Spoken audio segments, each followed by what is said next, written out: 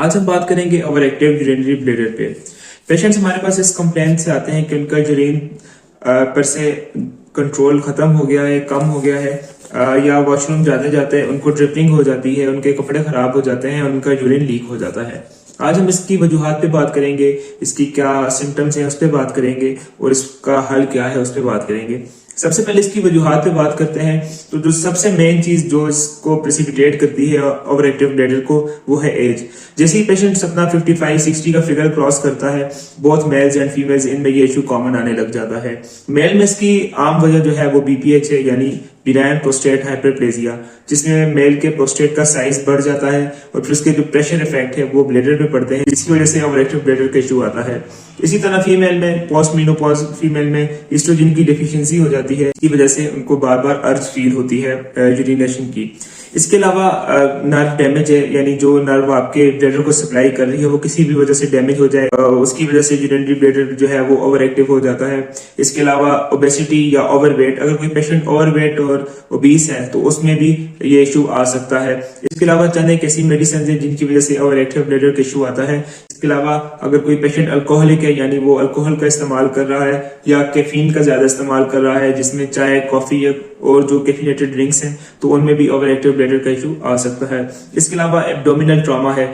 ये abdominal trauma जो है वो मोस्ट कॉमन होता है डिलीवरी के बाद, क्योंकि डिलीवरी में आपके जो पेल्विक फ्लोर मसल्स हैं, जो आपका पेल्विस का फ्लोर बनाते हैं, वो वीक हो जाते हैं, क्योंकि डिलीवरी में उस पर बेबी का प्रेशर पड़ रहा होता है, जिसकी वजह से वियर एंड टियर होता है।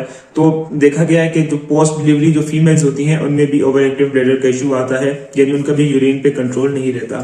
इसके अलावा इन्फेक्शन है, जिसमें मोस्ट कॉमन यूटीआईज है, यानी आपके गुर्दे, मसाने और पेशाब की नाली के इन्फेक्शन, जिसकी वजह से ये मसला आ सकता है। अब जब हम इसकी मैनेजमेंट करते हैं तो मैनेजमेंट में इसकी अंडरलाइंग कॉज को देखा जाता है कि किस वजह से पेशेंट को ये मसला आ रहा है। अगर कोई एल्डरली पेशेंट आता है मेल में बीपीएच की शिकायत लेकर, या फीमेल में पोस्ट मेनोपॉज फीमेल आती है, तो उसको फिर ऐसी मेडिकेशंस पे डाला जाता है कि उनको बार बार अर्ज ना हो या उनके जो यूरिनेशन है उसमें कोई डिफिकल्टी ना हो। इसी तरह अगर कोई पेशेंट एक्स्ट्रा वेट के साथ आता है, ओवर वेट पेशेंट आता है, ओबीस पेशेंट आता है, तो उसको लाइफस्टाइल मॉडिफाई करने का कहा जाता है, उसको वेट कम करने का कहा जाता है। इस तरह अगर इन्फेक्शन इसकी कॉज है तो इन्फेक्शन को ट्रीट किया जाता है।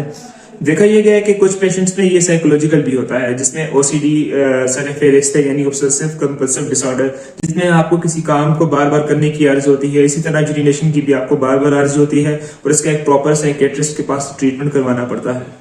इसके अलावा जो जनरल पॉपुलेशन में हमारे पास पेशेंट आता है, जो ना तो एल्डरली की कैटेगरी में फॉल कर रहा होता है, ना वो ओसीडी की कैटेगरी में फॉल कर रहा होता है, तो उसको फिर हम लाइफस्टाइल मॉडिफिकेशन का कहते हैं। अगर वो ओवर वेट है तो उसको वेट लूज करने का कहा जाता है। इसके अलावा कुछ ऐसी एक्सरसाइजेज हैं, जैसे कीगल एक्सरसाइज, जो आपके पेल्विक फ्लोर मसल्स को स्ट्रेंथन करती है, उनको मजबूत बनाती है। वो एक्सरसाइजेज आप यूट्यूब पे देख सकते हैं। उन एक्सरसाइजेज का कहा जाता है अगर कोई अल्कोहलिक है या कैफीन का ज्यादा इस्तेमाल कर रहा है, तो उसको अल्कोहल और कैफीन को कम करने का कहा जाता है। इसी तरह स्मोकिंग इसको प्रेसिपिटेट करती है, तो अगर कोई स्मोकर इस कंप्लेंट के साथ आता है तो उसको स्मोकिंग को क्विट करने का या कम करने का कहा जाता है। अगर आपको ओवर एक्टिव ब्लैडर का इशू पेश आ रहा है तो ये चंद एक लाइफ मॉडिफिकेशंस हैं जिन पे अमल करके आप उसको कंट्रोल कर सकते हैं।